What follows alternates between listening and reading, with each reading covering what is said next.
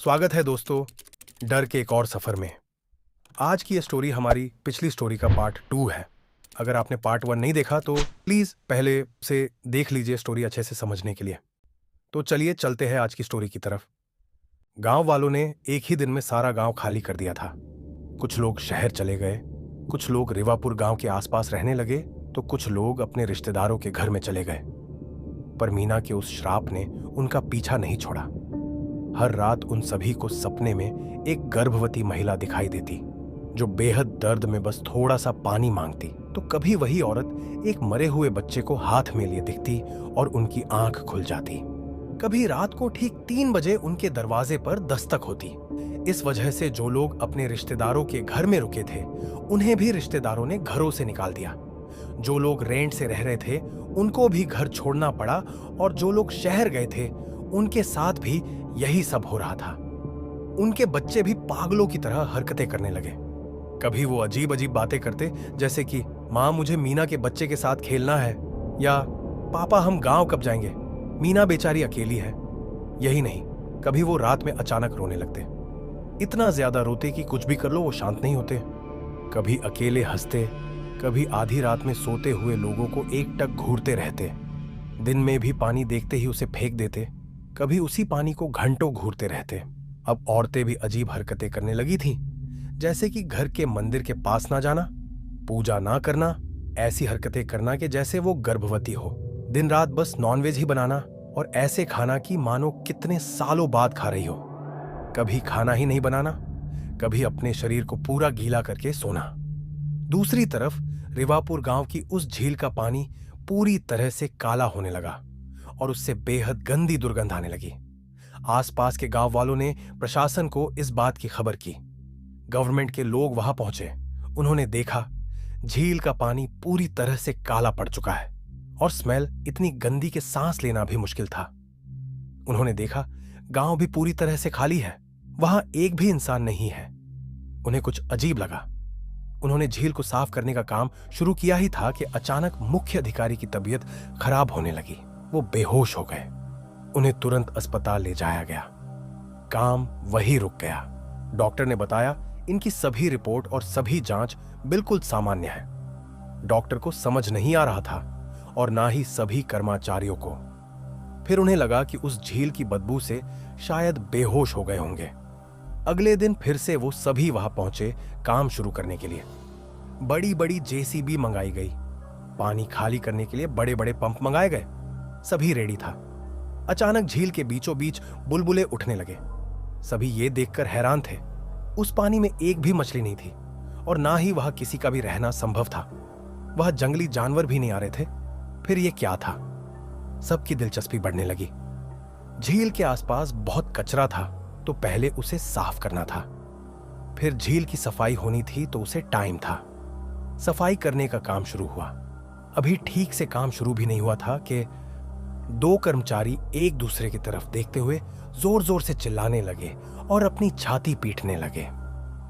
फिर वो दोनों झील की तरफ भागे और उसमें छलांग लगा दी। काला पानी और बदबू की वजह से किसी की हिम्मत नहीं हुई उनके पीछे भागने की। बहुत देर तक वो दोनों बाहर नहीं आए, तो कुछ लोग भागे उन्हें बचाने के लिए, पर बहुत देर हो चुकी थी। उनमें से एक कर्मचारी मर चुका था और दूसरे की हालत गंभीर थी। उन्हें वहां से निकाला गया। आधे लोग उन्हें लेकर चले गए, आधे लोगों ने काम शुरू किया। सफाई शुरू हुई। आधे से ज्यादा कचरा साफ हो चुका था। कचरे के बीच एक आदमी को एक साड़ी दिखाई दी। वो साड़ी बिल्कुल साफ और सफेद थी, जैसे उसमें कचरे और गंदगी का कोई असर ही नहीं हुआ हो। साड़ी के ऊपर औरतों के श्रृंगार का सामान पड़ा था, जैसे कि चूड़ियां, काजल, बिंदिया और बाकी श्रृंगार का सामान। उस आदमी ने ज्यादा ध्यान नहीं दिया और उसे भी कचरा गाड़ी में डाल दिया। झील के आसपास की सफाई हो चुकी थी। बाकी काम अगले दिन होना था क्योंकि शाम हो चुकी थी। मुख्य अधिकारी और बाकी सब उस कर्मचारी को देखने गए जिसने झील में छलांग मारी थी। वो अभी भी बेहोश था। फिर सब अपने अपने घर चले गए। मुख्य अधिकारी को कुछ गड़बड़ लग रही थी। पहले उसकी तबीयत खराब होना, फिर ये कर्मचारी की ऐसी हालत। उसने सोचा कल सबसे पहले अगर वो होश में आया तो उससे बात करूंगा। वो फिर अपने घर चला गया। मस्त खाना वाना खाया और सोने चला गया। उसे नींद लग गई। उसे वैसा ही सपना दिखा जैसा गांव वालों को दिखता था। एक गर्भवती औरत जो पानी मांग रही थी। वो घबराकर नींद से उठा। उसने घड़ी की तरफ देखा, 3 बज रहे थे। वो बहुत डर गया था। उसे बेचैनी हो रही थी। उसे दोबारा नींद ही नहीं आई। उसने बाकी रात जाग के गुजारी। दिन वो सबसे पहले हॉस्पिटल पहुंचा। वो कर्मचारी होश में आ चुका था। अधिकारी ने उससे पूछा, क्या हो गया था? तुमने झील में छलांग क्यों लगाई? उसने बताया, साहब, मैं और मेरा साथी अपना काम कर रहे थे। मेरी नजर झील के कोने में पड़ी। वहां एक गर्भवती औरत खड़ी थी। अधिकारी ने झट से बोला, सफेद साड़ी में? कर्मचारी ने कहा, हाँ, पर आपको कैसे पता? अधिकारी ने कहा, ज्यादा फ्रैंक मत हो, अपना बता। उसने बताया, तो मुझे वो दिखी। मैंने अपने साथी को भी बताया। वो भी हमें ही देख रही थी। फिर वो औरत झील की तरफ बढ़ने लगी। हमने एक दूसरे की तरफ देखा। उतनी देर में वो औरत खड़ी थी, लेकिन अब वहां झील नहीं थी, सिर्फ एक खाली मैदान था। उसने अपने पेट में मारना शुरू किया। मेरा साथी चीखने लगा। मुझे भी पेट में अचानक बहुत दर्द होने लगा। मेरी भी चीख निकल गई। हम दोनों हाथों से हमारी ही छाती को मारने लगे। हमारा शरीर हमारे ही बस में नहीं था। फिर हम दोनों उस औरत की तरफ दौड़ने लगे। हमें पता था वहां झील है, पर वहां खाली मैदान दिख रहा था। हमने ना चाहते हुए भी आंखों पर विश्वास किया। दौड़ते दौड़ते अचानक हमारे नीचे से जमीन गायब हुई और हम पानी में गिर गए। उस पानी के अंदर बिल्कुल काला था, कुछ भी दिखाई नहीं दे रहा था। एक सफेद कपड़ा कहीं से आया और गले में लिपट गया। फिर मुझे याद नहीं। यह सब सुनकर अधिकारी की पूरी तरह फट चुकी थी। वो फिर भी काम में गया। वो बस पहुंचा ही था कि उसने देखा एक आदमी जमीन पर बेहोश पड़ा हुआ है और बाकी लोग उसके पास खड़े हैं। अधिकारी ने पूछा, क्या हुआ? बाकी लोगों ने बताया, पता नहीं क्या हुआ, हमें अचानक जंगल से आवाज आई, बचाओ। हमने वहां जाके देखा कि ये एक पेड़ को चिपक कर खड़ा है, पर यह बेहोश था। हमने इसे उठाया और यहां ले आए। अधिकारी ने कहा, इसे हॉस्पिटल ले जाओ और बाकी लोग अभी काम बंद करो। सबने वैसा ही किया। अधिकारी ने अपने सीनियर को सब बताया। अधिकारी ने कहा, सर, मुझे ठीक नहीं लग रहा। मुझे यह सब भूत प्रेत का मामला लग रहा है। सीनियर ने उस पर यकीन नहीं किया और उसकी बात को हंसी में उड़ा दिया। अधिकारी उन्हें हॉस्पिटल ले गया। वो उन्हें उस आदमी के पास ले गया जो जंगल में बेहोश मिला था। आदमी होश में था। अधिकारी ने उससे पूछा, क्या हुआ था तुम्हारे साथ? आदमी ने बताया, साहब, वो झील श्रापित है, हमें दोबारा वहां नहीं जाना चाहिए। अधिकारी ने कहा, बकचोदी मत कर लौड़े, बता क्या हुआ था। उसने बताया, मैं अपना काम कर रहा था। एक गर्भवती औरत आई, सफेद साड़ी में। वो बेहद खूबसूरत थी। मैं उसकी सुंदरता देखकर मोहित हो गया। फिर वो जंगल की ओर जाने लगी। मैं भी उसके पीछे पीछे चल दिया। चलते चलते वो एक पेड़ के पास रुकी और मेरी तरफ मुड़ी। जैसे ही वो घूमी, मेरी आंखें फटी की फटी रह गई। उस औरत का चेहरा बेहद डरावना हो गया था और उसके हाथ में एक छोटे बच्चे की सड़ी हुई लाश थी। उसमें से बहुत गंदी बदबू आ रही थी। औरत ने मुझसे कहा, जरा देखना मेरे बच्चे को क्या हो गया। मेरे मुंह से एक शब्द नहीं निकला। उसे फिर से कहा, देखो ना। मैंने भागने की कोशिश की, पर मेरे पैर आगे ही नहीं बढ़ रहे थे। मैंने कहा, मुझे जाने दो, मैंने तुम्हारा कुछ नहीं बिगाड़ा। उसने कहा, ऐसे ही मैंने भी जिंदगी की भीख मांगी थी और मुझ पर झपट गई। मैंने जोर से चिल्लाया, बचाओ। उसने मेरे सर पर हाथ रखा और मुझे पेड़ से चिपकाकर खड़ा कर दिया। मुझे नींद आने लगी।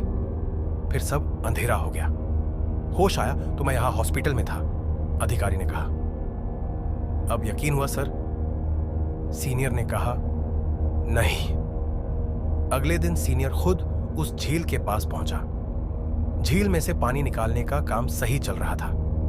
झील में फिर से बुलबुले उठने लगे। इस बार सीनियर को छोड़कर बाकी किसी को दिलचस्पी नहीं हुई।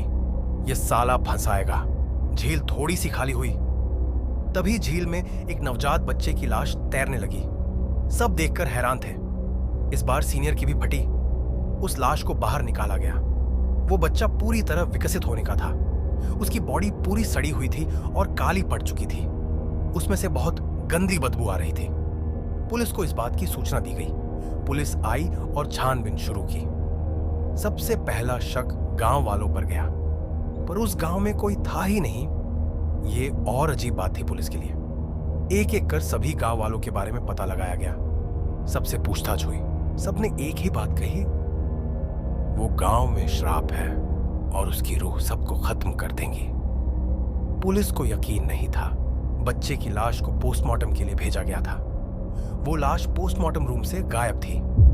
सारे काम करने वाले बेहोश पड़ गए थे। पूछने में पता चला कि रात में उस बॉडी की जांच चल रही थी। 3 बजे के आसपास एक प्रेग्नेंट औरत आई और कहने लगी, मुझे मेरा बच्चा दो, मुझे मेरा बच्चा चाहिए। वो पागल लग रही थी। वहां काम करने वाले लोगों ने उसे भगाने की कोशिश की। वो फिर भी अंदर जाने लगी। जैसे जैसे वो उस रूम की तरफ जा रही थी, वैसे वैसे लोग बेहोश होते जा रहे थे। किसी की तबीयत खराब हो रही थी, किसी को खून की उल्टियां हो रही थी, तो कोई खून के आंसू रो रहा था। अब पुलिस को भी भूत प्रेत का मामला लग रहा था। प्रशासन ने रातों रात बंगाल के सबसे बड़े तांत्रिक को बुलाया। उन्हें सब बातें बताई गई, जो प्रशासन के लोगों के साथ हुआ, जो गांव वालों के साथ हुआ। A to Z सब बताया गया। उसी रात तांत्रिक बाबा वहां पहुंचे। गांव की सीमा में कदम रखते ही बाबा को एक जोरदार झटका लगा। बाबा रुके और उनके साथ जितने भी प्रशासन के लोग थे, सबको एक सुरक्षा के लिए धागा दिया। उन्हें आभास हो चुका था कि यह कोई मामूली आत्मा नहीं है। प्रशासन के लोगों ने कहा, बाबा हम नहीं जा सकते, आप ही जाइए। उन लोगों ने दूर से ही बाबा को रास्ता समझा दिया। बाबा ने मन में कहा, फटटू साले, और अकेले ही चल दिए। जैसे जैसे वो चलते जा रहे थे, बाबा को वो काली ऊर्जा और महसूस हो रही थी। बाबा उस झील के पास पहुंचे। झील में वो काला पानी फिर से भर चुका था। बाबा उस झील के पास कुछ तंत्र करने लगे। उन्होंने एक मटका निकाला और उसमें आटा, उसी झील का पानी और कुछ गुलाब की पत्तियां डालकर सामने रख दिया। झील के बीच से फिर से बुलबुले उठने लगे। बाबा ने कहा, क्या चाहती है तू? सब शांत था। बाबा ने फिर से कहा, बता क्या चाहती है? मटके में से आवाज आई, बदला हर एक गांव वाले से। बाबा ने कहा, इससे तुझे क्या मिलेगा? फिर से आवाज आई, बदला, और मटका टूट गया। बाबा को समझ आ गया था इससे कैसे निपटना है। बाबा ने कहा, मैं तेरी मदद करूंगा। बाबा सुबह गांव से बाहर निकले। प्रशासन के लोग वही गांव की सीमा पर खड़े थे। बाबा गाड़ी में बैठे और वहां से चले गए। बाबा ने उन्हें बताया कि एक बड़ा अनुष्ठान करना पड़ेगा आने वाली अमावस की रात में, और मुझे कुछ सामग्री चाहिए, और एक गर्भवती औरत, और एक कोई भी जानवर जो प्रेग्नेंट हो। प्रशासन ने सोचा, जानवर और सामग्री तो हम ला लेंगे, पर एक औरत और वो भी प्रेग्नेंट, ये मुश्किल है। किसी ने कहा, बाबा ये प्रेग्नेंट औरत और जानवर क्यों? बाबा ने कहा, काम करना अपना डरपोक, ये सब तुम्हारा काम है। 2 दिन बाद अमावस है, उससे पहले सब तैयार चाहिए। और हाँ, रेवापुर गांव के लोगों को भी जमा करो। याद रहे, एक भी इंसान या सामान छूटना नहीं चाहिए। बाबा रेवापुर गांव के पास वाले गांव के एक मंदिर में रुके थे। एक दिन बीत चुका था। दूसरे दिन प्रशासन के लोग बताई हुई सब चीजें और गांव वालों को जमा करके ले आए। बाबा ने कहा, यह सब ठीक है, प्रेग्नेंट औरत और जानवर कहां है? बाबा बाहर निकले। वहां एक बकरी बंधी थी और गाड़ी में एक प्रेग्नेंट औरत बैठी थी, जिसको काफी सारे पैसे दिए गए थे। बाबा ने सबको समझा दिया कि क्या करना है। बस अब रात का इंतजार था। अमावस की वो काली रात आई। बाबा और बाकी सब गाड़ियों में बैठ के गांव की तरफ निकले। बाबा को छोड़ के डर से सबकी हालत खराब थी। सभी गाड़ियां उस झील के पास रुकी। बाबा ने सब गांव वाले और प्रशासन के लोगों को एक तरफ किया और सबके हाथ में धागा बांधा और उनके चारों तरफ एक सुरक्षा घेरा बनाया। फिर उस प्रेग्नेंट औरत और बकरी को अलग अलग सुरक्षा घेरे में बैठा दिया। बाबा ने अनुष्ठान शुरू किया। सबसे पहले बाबा ने नीम की पत्तियां निकाली और उसे जलाने लगे। क्योंकि वहां मच्छर बहुत थे। पिछली बार बेचारे बाबा को काट काट के परेशान कर दिया था। बाबा ने कहा, साफ रखा करो बे इसको। भीड़ से किसी ने कहा, उसी के लिए तो आए थे। फिर बाबा ने एक साड़ी और श्रृंगार का सामान निकाले और उस पर इत्र लगाने लगे। वहां हवाएं तेज होने लगी, झील में हलचल होने लगी। बाबा ने कहा, मैंने कहा था ना मैं तेरी मदद करूंगा। ये रहे तेरे गुनहगार। झील के बीच से धीरे धीरे मीना की आत्मा बाहर आने लगी। उसने गांव वालों को देखा। वो आगे बढ़ी। जैसे ही वो उन पर झपटने वाली थी, बाबा ने उस पर भस्म फेंका। वो दूसरी तरफ गिरी। बाबा ने कहा, पहले देख, मैं तेरे लिए शरीर लाया हूं। मीना ने उस प्रेग्नेंट औरत की तरफ देखा। मीना उसे देखकर भावुक हो गई। मीना उसके पास गई। वो औरत बेहद डर चुकी थी। उसने डर के मारे कहा, मुझे कुछ मत करना। ये बाबा और ये गांव वाले मिलकर तुझे भगाने आए हैं। ये बाबा झूठ बोल रहा है। ये आपकी कोई मदद नहीं करने वाला। मीना ये सुनते ही आगबबूला हो गई।